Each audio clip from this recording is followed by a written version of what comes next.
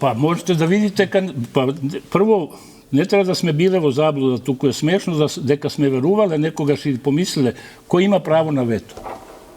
Само 5 членки на Совет за безбедност. Веќе готово е тоа. Второ, од тој Совет на безбедност Дона, надеждите на малите земји секогаш биле меѓународното право. Станало ни викале, нас ни одговара да се почитува меѓународното право, ние како слаби, како мали, немаме други шанси во светот освен се разбира, овие се смеат на тоа и велат така е, ја им нешто не одговара вето, а им нешто одговара, упаѓаат и прават агресија.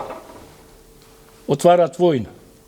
Војните кои се во последно време отворени од Либија, Судан, Сомалија, Сирија, Ирак, сега Газа, сите се по наговор на Нетањаху. Нетањаху е оној кој ги стска Соединетите држави да војуваат против сите држави кои тој смета дека на некој начин му пречат на интересите на Израел. Според тоа, никаква идеја овде не постои за некакво право. Напротив, Обединетите нации кои велат дека се и демократска институција. Погледнете тоа. Право на Тие се само нем посматрачи сега на случувањата во светот. Еве право на вето. Има тие 5 членки. Од нив да речеме земете Британија и Франција. Ако е демократија, тоа оди по бројот на гласови, на населението. Индија и Кина, Индија со 1.400 милиони жители. Не е членка и нема право на вето. Овие со 60 милиони Британија. Очигледно им треба сериозни реформи тие ако преживеат како организација да тешко да преживеат, тие ќе преживеат, тие сите велат дека не е добра организација. Да не биде невладина организација, се претворат во невладина организација. Не, али тоа е одлична организација скроена точно по теркот на Черчил. И функционира така што потполно ги блокира и принципите на меѓународното право и жалбите на сите други држави во оние случаи во кои не им одговара тоа на овие најсилните. И тоа не на сите 5, на 3. На овие други две. Малите земји се некако затечени во целиот тој не се затечени, се најдени она што го. Знаете се, што ни нуди посигурна иднина? Например, дали треба да се држиме за меѓународното право како нешто што ветува најмногу за малите земји и гарантира, иако гледаме дека нема кој да го спроведе и како да го спроведе, или да се држиме до посилниот во случајот Соединетите Американски држави? Нашата влада... Ја само што рекол дека е она најбедно и најнеморално, кого не можеш да го победиш, придружи му се толку полтронски бедно, вие сега ми советувате тоа како солуција за нас. Не, никогаш. Имено тука е вредноста... Мораме да си го најдеме местото под сонцето и ние некако. Вредноста на моралот е трансисториска. Оној кој еднаш се симнал од, да кажам, местото на кое неговото морално стојалиште, веќе никогаш не може да се качи таму. Загубен морал не се враќа. А поминува се, кога ќе кажат никогаш не е касно, за се е некогаш касно и во таа смисла проблемот на нашата конкретно политика на малите не е врзана толку за тоа што да правиме. Она што сите го велат, така било од секогаш, силниот го прави тоа што може и послабиот го прави тоа што мора.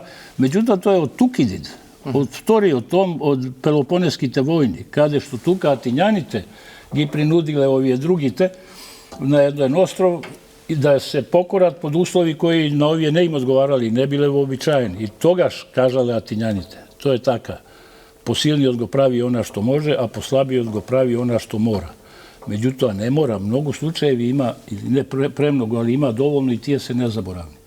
Кога оној кој останал при своето морално право, не го направи тоа што навиду мора. И тие се инстанции кои се на оној пат за кој зборувавме, кои покажуваат дека човештвото некаде патува. Патува токму во морално прочистување. И ова што се случува сега е навидум битката за превласт во овој регион и во оној, економска битка, борба против доларот и доларот сега јен се прифаќа во БРИКС, ова, она. Меѓутоа, вистинскиот напредок може да се види во тоа што моралот е речиси потполно загубен во последните 3 децении. Најкласичен пример е она со Газа. Морална, да кажам, не вертикала, веќе не е ни хоризонтала. Морално дно е достигнато. Добро, сега ќе може за Газа сега има нели Трамп формираше сега. Ма не треба тој да формира. Не треба тој да формира. Оној кој го уривал тоа не сме да формира. Не сме таму Израел да биде присутен. Тамо треба Обединетите нации да го прават тоа под нивна закрила, да го прави локален народ, како секој народ што има тоа право. Меѓутоа, проблемот е што, како што реков, во историски рамки, мене ми се чини дека ни предстои една долга, макотрпна, но мощна, значајна фаза во која човештвото ќе почнува да се ориентира според моралните вредности.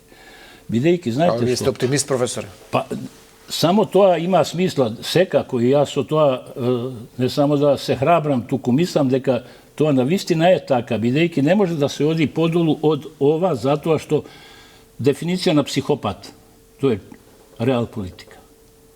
Кога јас видов дека реал политика се дефинира како вештина на возможното. Да, са Макијавели го читаат сите сега тоа. Макијавели не е таков, тоа не е негово дело. И тоа е заблуда. Морам и овде да искористам, тоа е језуитско, дека целта ги оправдува средствата. Тоа кај Макијавели нема никаде. Тој вели целта ги одредува средствата. Според тоа што сакаш, ќе избереш средства. А језуитите велат дека целта ги оправдува средствата, затоа ги палеле вештерките и вештерите, бидејќи целта била да им спаса душите. Телото нека изгори, али со тоа ќе спаси душата. Така што тоа е не макијавелистичка, потпуно огромна заблуда, игноранција, незнаење и така натаму. Меѓутоа, зошто велам психопатско? Затоа што реал политика е нов изум, пред едно 15-20 години е дефинирана како вештина на можното. Тоа значи... Од 70-тите, може би, од Кисинџер, да. Па, влезе на светска сцена силно некаде околу 2000-тата, така. И како идеја, и како нешто што се фали. Меѓутоа, тоа значи потполно демисионирање од основната идеја на политиката. Политикос е заедница. Биос политикос е животот на заедницата. Не политика ова што се институции. Тоа е заедница. И според тоа, политиката во тој контекст означува всушност действување, како што реков, за доброто на сите. Тоа е она Аристотелова, за големото добро. Значи, тоа е потполно, нема зошто, политиката веќе не е дефинирана како она што е добро, како што е благородно, како што е, што знам, ќе помогне на гладните, него тоа е она што е можно. Можно е да ги испотепаме тамо, можно е. И особено со вештачка интелигенција, AI сега, ако му процени дека е можно, тепај, можно е да окупираме држава, можно е. Можно е да грабнеме председател. Значи, новиот систем ќе биде систем на посилните, тие ќе преживеат само, не знам. Не може, тоа е заблуда. Кој може да им застане на патот, ако нема таква, ако Обединетите нации велиме дека не функционира, ако нема меѓународно право? Тој страф дека... Останува навистина само моралот на владетелите. Не моралот на владетелите. Не моралот на владетелите. Морален владетел не прави никакво зло. Ни во свој интерес, ни во ничи. Да, ако нема морал, да прави такви неморални работи. Не, само па нема морал. Што ги гледаме во досијата на Епстейн, гледаме што се прават. Ама не, тоа е најмала приказка, тоа се илјадници луѓе страдани тамо на тој остров, меѓутоа ова се милиони страдани веќе неколку децени од тој неморал. Во таа конотација, психопатска, ова е психопатократија сега. Тоа е еден нов термин кој го предлагам, покрај другите кратии, кратеин е владавина, владење, ова е психопатократија, бидејќи е мотивирана и базирана врз принципот на проценка на она што е можно, без било каква морална проценка. За консеквенции, за импликации, за прифатливост, неприфатливост. Единствена работа е техничка работа. Може да се реализира? Може. Готово. А политиката изворно е токму работа со јасна вредносно одредена цел.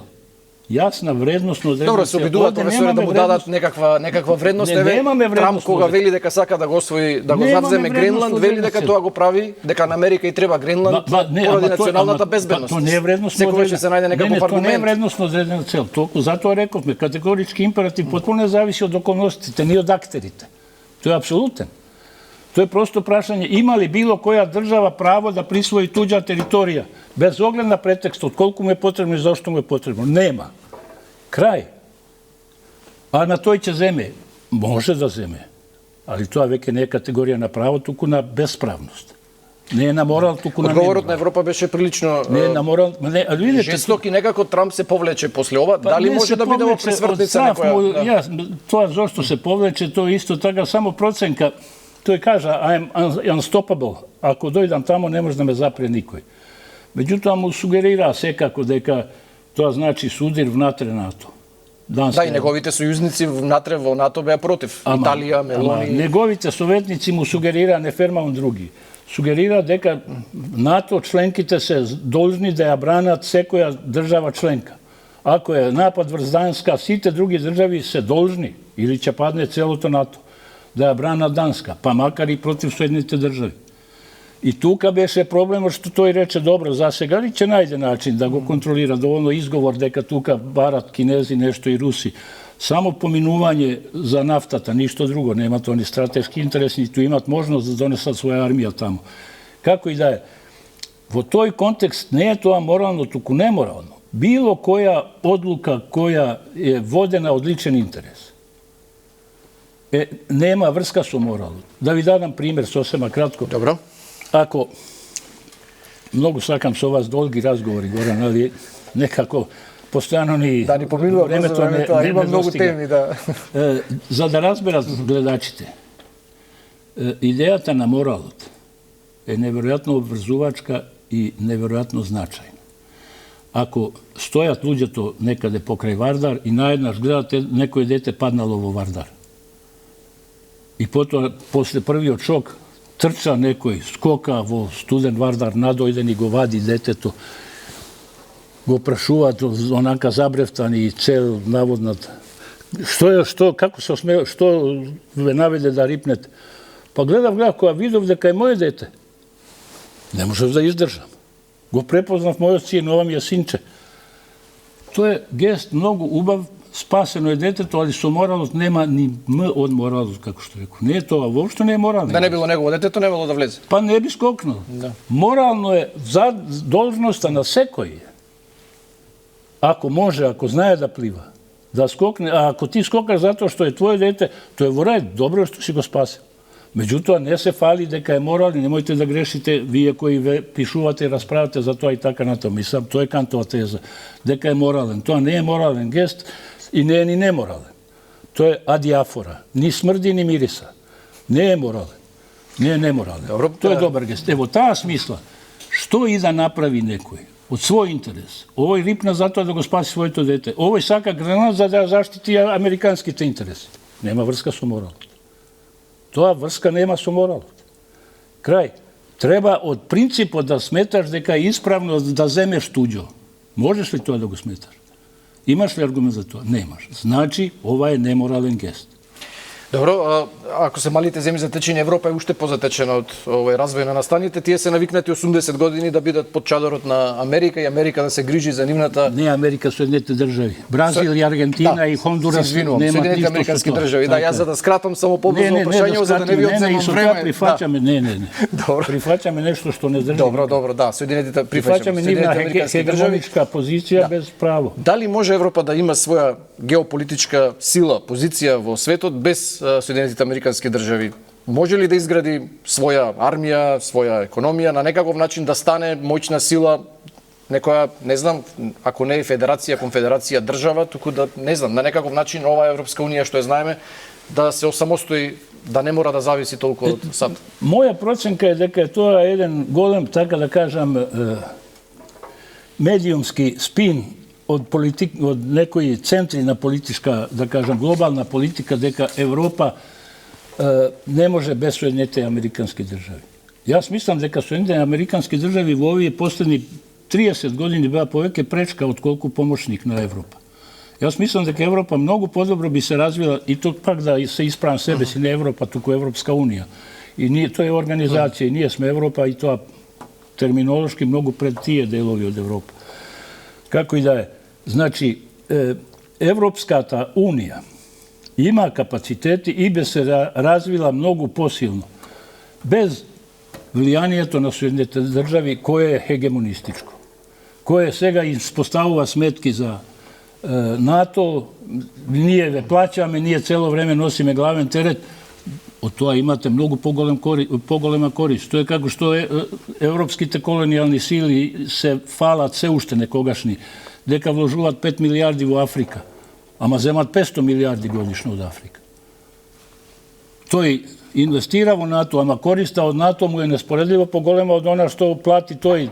Најмногу плаќа, тоа е точно, но најмногу сила има токму преку тоа што се тие главни во единствената, не само најголемата, единствената војна организација во светот која не дозволува да се направат други војни организации. Проблемот во Европа што тешко постигнуваат договор и консензус. Постојано се некако претворени во дебатен клуб, само дебатираат, а не можат ништо да се договорат. Еве за Украина не можат да изградат еден став, нема единствен став во Европска унија. Нема единствен став заради финансиски работи, заради проблемот, сега тоа се идеолошки проблеми, екстремна десница, која оди врз афирмација на конкретниот национален идентитет на конкретната држава и нејзини интереси. Одново, проблемот на секоја унија, што или на секое семејство, што поединецот сака некако да гледа свој интерес и со тоа на некој начин или го става пред интересот на заедницата. Затоа бара да се гласа сега со двотретинско мнозинство, да не биде... Тоа е сега, тоа да не може веќе да биде едногласно. Целиот случај со Украина се разбира дека треба да го гледаме вака. Договорот беше постигнат и требаше да се потпише во Истанбул. Кога дојде телефонски повик од Соединените држави, не потпишувај на Зеленски. Или од Велика Британија, некој велат од Борис Џонсон. И од таму. Борис Џонсон го директно се јави, али прво дојде од таму до Борис Џонсон. Никако не потпишувај, а требаше само тоа да се обврзе, дека нема да стане членка на НАТО. Добре, има сега обиди, повторно може би ќе успеат. Само да не стане членка, затоа спомнав ширењето. НАТО се проширува и сега дојде до тоа да сака да биде и во Украина. И тоа беше оној момент кој на некој начин превлада за апсолутно, тоа сме согласни, неприфатлив начин на кој реагираше Русија. Меѓутоа реагираше откако се таа загрози, овој се чувствува загрозен ради Гренланд. А како би се чувствувал да му дојдат на се знае што беше 61-а кога требаше да дојдат советските ракети на Куба. Беше или се враќате или почнува Трета светска војна. А овој веќе има бази секаде на граница околу Русија. Да, но Трамп ја промени таа политика, сега се говори за некакви гаранции безбедносни, нема да биде членка на НАТО Украина сигурно, но затоа се зборува дека ќе биде членка на Европска унија, има силно движење во рамки на самата Европска унија, дури се говори да бидат примени можеби побрзо од нас, иако ние сме кандидати таму 20 години и повеќе. Од нас примени побрзо. Да. И Хрватска е примена многу пред нас, а беше по нас. Сега Европска унија не уверува дека во овие геополитички односи, контексти што владеат, дека сакаат навистина да има проширување и да го заокружат тој проект на Европска унија и со земјите од Западен Балкан. Може ли да им се верува? Еве вчера евроамбасадорот Рокас повторно го говореше тоа и вика направете ги уставните измени, почнете ги преговорите, сакаме да ве примиме. Па го кажува истото што го кажуваат сите цело време, па и бугарите. Исполнете си домашната задача. Урока не сте го научила и така натаму. Имено, проблемот генерално со Европската унија. Јас лично сметам дека е апсолутно неприфатлив во однос на едно пристојно, да кажам, комуницирање меѓу суверени држави. Таа организација не требаше да поставува никакви услови за ни една држава од Европа. Такви сте какви сте, во текот на времето ќе се прилагодувате, менувате. Има тие копенхагенски критериуми што треба да се исполнат за владење на правото. Не, има колку сакате. Јас сум против било јас сега ви кажувам токму спротив, јас зборам против копенхагенските критериуми, против сите критериуми. Треба да примиш, сакаме Европска унија. Кои се членки? Сите земји од Европа. Услови, нема услови. Па тоа е оваа европска политичка заедница, Макрон што е заговарано, тоа не е... Да биде исто така, да биде економска, да биде ова што е. Нема услови, не ме усогласувај ни со образованието, што да видиш дали сме ги обрезале ноктите и измиле ушите. Да, ако нема пазарна економија, професоре, не може да сте дел од тој систем. Има патем се ќе се усогласува, ќе помогнат развиените на неразвиените. Ќе направиме заедница. Што ме условуваш, не ичу во тој клуб. Не сакам да ме условуваш. Не сакам, тамо ќе можат само црнци или само белци. Само господа со племичка титула или само оние кои го направили тоа. Така што самата идеја мене од почеток не ме бендисува. Една fair, džentlmenska situacija je na zemljite koji živet na odredena teritorija, konkretno u Evropa, je pravimo organizacija koja će biti ravnopravna zajednica na site državi koji se tuka. Se razbira, ima napredni, ima oni koji se nazadni, ima ovi koji se autoritarni, ima koji se malce poslobodni. Ке се усогласуваме во текот на нашата работа. Како што имаше, во што знам, конечно во Соединените држави имате сосема друга ситуација во Минесота, сосема друга во Тексас, во Конектикат друга, во Калифорнија друга. Се усогласуваат, различни се и економски и секако се различни. Но имат и различни законодавства локални, но имат една заедничка рамка. И тамо никој не ги условуваше прво да бидете такви. Само така може да функционира една заедница на повеќе ентитети, да стане цврсто, хомогено, обштествено поврзано тело. Инаку вака дојде до тоа, сега што ни кажува Рокас? Кажува истото. Исто, нема новост. Направите го тоа, што... Вие сте против тоа? Па јас сум во принцип од почеток против тоа да се поставуваат услови, посебно тие услови кои го доведува во прашање што е без преседан. Промена на прво грбот, па на знамето, па на името. Апсолутно неприфатливо. И само е Македонија жртва на тие притисоци. Меѓутоа, тоа оди логично, кога ќе попуштите на уценувач едно... Вие гласавте тогаш за Преспанскиот договор, но не гласавте за договорот со Бугарија. Очигледно дека тој ни произведе повеќе проблеми, особено со историјата. Јас последен гласав, а на претходни 3 гласања јас бев единствен кој гласаше против. И само од кога ми беше јасно поставено, ставено до знаење дека гласал, ја не гласал. Тие ќе мора да пристанат. Тогаш реков нека се скрши конечно и врз мојата совест, ако инаку апсолутно ни во еден момент не мислам дека требаше да се прифати. Така што овие кои се фалат дека нема гласања против, само излегуваа од салата кога требаше да се гласа. Меѓутоа да не враќаме... Чи пак малите го прават тоа што морат? Не го прават кога грешат. До некоја точка ќе правиш она што го мораш. Но мораш да знаеш... Денеска лидерот на опозицијата Венко Филипче вели дека истото ќе ни се случи како со Грција, дека ќе добиеме полош предлог од ова што било. И ќе жалиме што не сме го искористиле, го чув тоа. Или сме веќе доведени до зид. Прекинавте на едно значајно место. Малите го прават тоа што морат. Внимавајте. Малите и секој што мисли дека прво не постојат мали народи.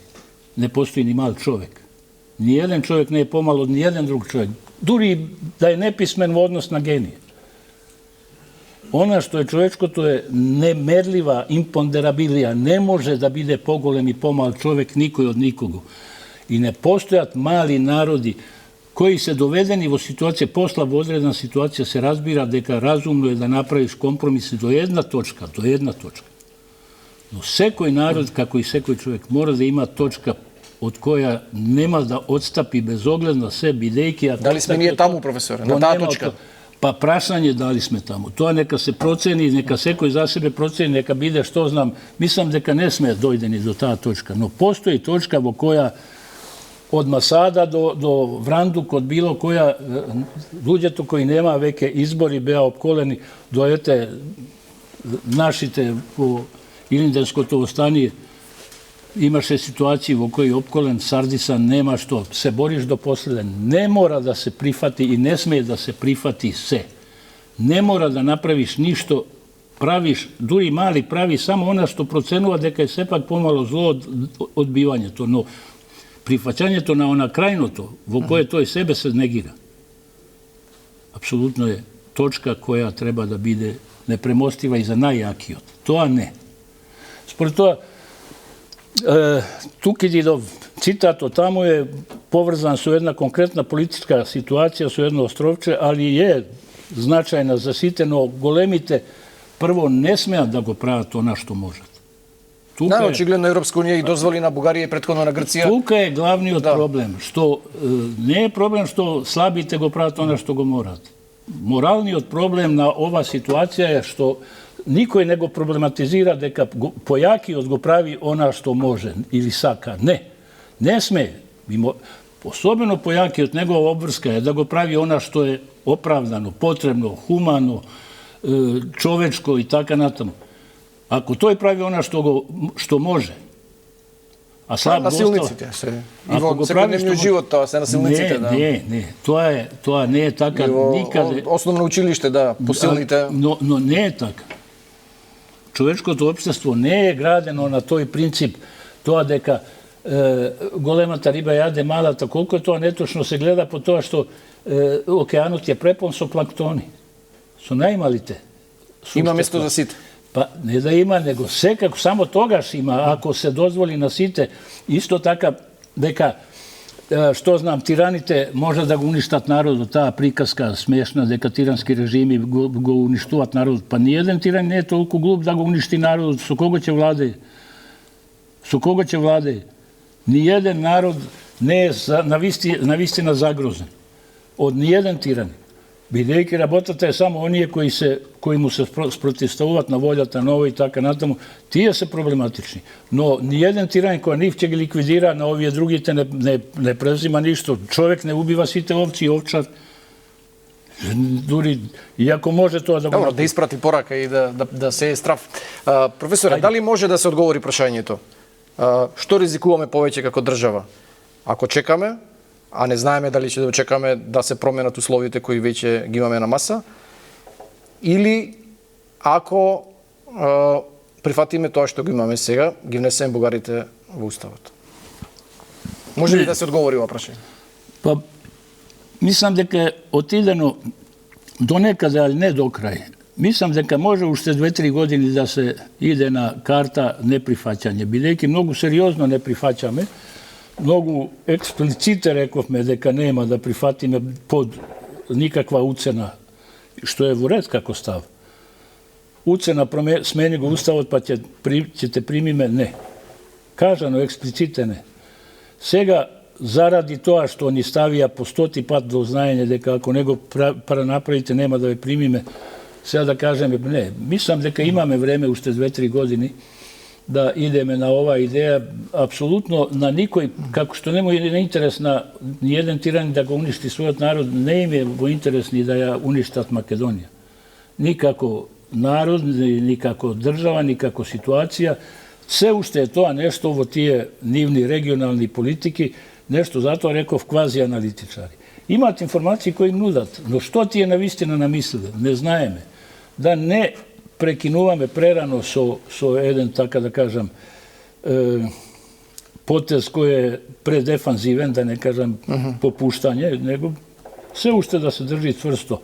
Не попуштаме и нема да попуштиме. Уште 1-2-3 години да ги видиме до кај ќе туркат. Знаете, сеќе беше полесно ако имаше консензус во општество, но ние имаме секогаш проблем со тоа. СДСМ го потпиша договорот со Бугарија и Преспанскиот договор без за тоа да има тогаш согласност од опозицијата. Сега повторно власта и опозицијата се на различни ставови. Опозицијата притиска веднаш да се внесат бугарите, да не се губи време, изолирани сме ова она. Од друга страна власта вели не можеме под овие услови. Од трета страна, мултиетничка држава сме, на анкетите албанците велат дека не сакаат да чекаат, особено ако Албанија влезе во меѓувреме и стане членка на Европска унија. Како во сложено и интересно е. Да, во оваа сложена ситуација да изградиме еден државен став за кој ќе може да застанат сите. Тоа е проблем. Може ли да се, очигледно не може да се изгради единствен став. Но би требало решаваат политичките фактори. За жал не одлучува народот. Народот да одлучуваше не ќе дојдеше до промена на името, на пример. Јас апсолутно сметам дека да излегува 500.000 луѓе на улица и да кажа нема промена на името, не ќе дојдеше до гласање во парламентот. Не можеш. Него секој седи дома и така па ќе видиме. Не, нема и готово. Бидејќи народот не е во овој случај толку едногласен, ќе решат политичарите. Силата на народот се подценува затоа што самиот народ е прилично демотивиран да влијае секаде во светот. Меѓутоа, конкретно кај нас, тој став е, како да кажам, вреди да се иде на се. Ништо и така може да биде 80% веројатен исход во секој случај, бидејќи да се прифати сега. Само многу ќе ни се влошат работите натаму, бидејќи попушташ после долг притисок и прифаќаш она што не сака да го прифатиш. Ако воопшто се прифати, не сме да се прифати без измени и безусловно. Бидејќи токму така одеше, смени го грбот, смени го знамето. Проблемот е што Европска унија не упатуваат постојано на Софија. Прашање дали таму имаме или некогаш ќе имаме соговорник со кој ќе може рационално да се разговара. Очигледно и тие се држат. Тие се држат, но ние се уште имаме тука адути. Тие уште не го признават македонското малцинство таму. Тие се уште не сакаат да слушнат, не да го признават, тука не сакаат да слушнат. Ја не сакам да разговарам додека не го поставиме врз билатерална основа, реципрочна. Прифати го моето малцинство. Апсолутно не, ама мојот устав е таков. Смени го уставот ти. Ти смени го уставот и внеси ги заедниците. И другите нека се грижат тие, но мојата секако ќе ја внесеш. Тој е аргумент кој вреди да се игра уште барем 2-3 раце делење, тоа значи 2-3 години, и може да биде добивката голема. Дали доколку останеме овакво статус-кво, можно решение да се раскине тој договор со Бугарија? Една од или ќе ни ја влоши позицијата? Една од можностите е ова која спомнавме. Да се гласа двотретински. Што ако се така да кажем прифати тој начин решавање? Што ако после година или две ова прашање се постави на гласање и ако 2/3 гласаат за Македонија да влезе без тоа, без тој услов затоа што другата држава не прифаќа реципрочен однос и наметнува нешто што не е во соглас со копенхагенските критериуми, и ако изгласаат, тоа не сме без шанси. Затоа велам уште едно 3 раце да се свртат. Значи ништо да не правиме. Историската комисија да се работи и ако ништо не решава таа, моје мислење е таа воопшто е срамота што историската комисија прифати да биде формирана, бидејќи не може политика да одредува. Тоа е предвидено со договорот. Па знам, али тоа беше точка што таму зошто ја гласав против договорот со Бугарија, меѓу другото. Да, може да се раскине. Има член во договорот кој предвидува еднострано со известување на другата страна да се раскине. Се разбира, али сега тоа е проблем што е. Мислите дека има превисока цена тоа? Па, што е сега се уште истиот начин на функционирање на Европската унија и што може тоа да ни отешне и во перспектива влегувањето во таа заедница, ако тоа влегување воопшто нешто добро донесе со оглед на развитокот на таа ситуација, али е секако подобро да се биде член на Европска унија, тоа без друго. И затоа велам дека треба да настојуваме да го задржиме адутот против Бугарија за реципроцитетот. Не можеме да смениме, можам да прифатам било која друга држава која прифаќа постоење на македонската заедница. Али државата која очигледно не ќе да слушне за тоа и во која има најмногу македонци од овие други држави, кои се автохтони тамо и така, Пиринска Македонија и слично. Не, додека држиме тој адут, добро е да се причека, бидејќи ако се смени принципот на одлучување во Европската унија, лесно може да биде надгласана Бугарија и ние да влеземе, а ако пуштиме под исти услови, потполно прифатено ова што сега не оценуваат, можеме да бидеме речиси 100% сигурни дека ќе измислат нови. Бидејќи видува оној што попушта, ќе попушти уште и уште и уште. Меѓутоа, мислам дека нашата ситуација не е толку неповолна како што се прикажува од пред 20 години, кога се инсистира дека тоа е наша единствена алтернатива. Човек, па и државата не смеат никогаш да бидат дефетисти, да кажат моја единствена алтернатива во животот е да бидам професор. Сега имаме алтернатива. Не, моја Соединетите американски држави или Европска унија, са не е исто тоа. Ба, со било кој, па тоа ќе бидам било каде со било што. Не, ако зошто споменав ова со професор. Јас имав пред 56 години таа ситуација да бидам избркан од универзитет. Јас се насмеав на тоа.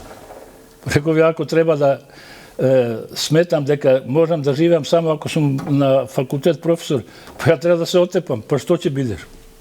Келнер, такси возач, компири ќе одгледувам на китка.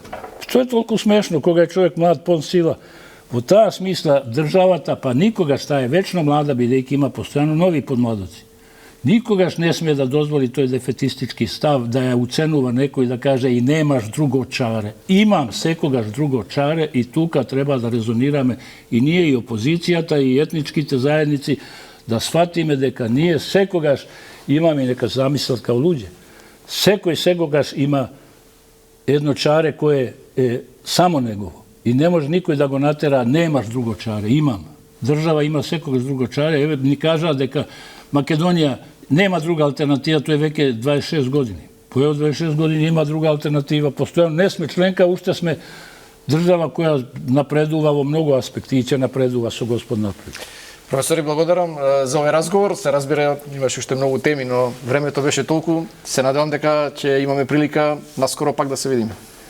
Или ќе чекаме пак една година? В година пак. Благодарам уште еднаш, ви посакувам добро здравје. Почитувани гледачи, тоа беше професор Ферит Мухич. Ви благодарам за вниманието. Се надевам го задржавме вашето внимание. Останете на Канал 5, се гледаме следниот четвртак. Довидување.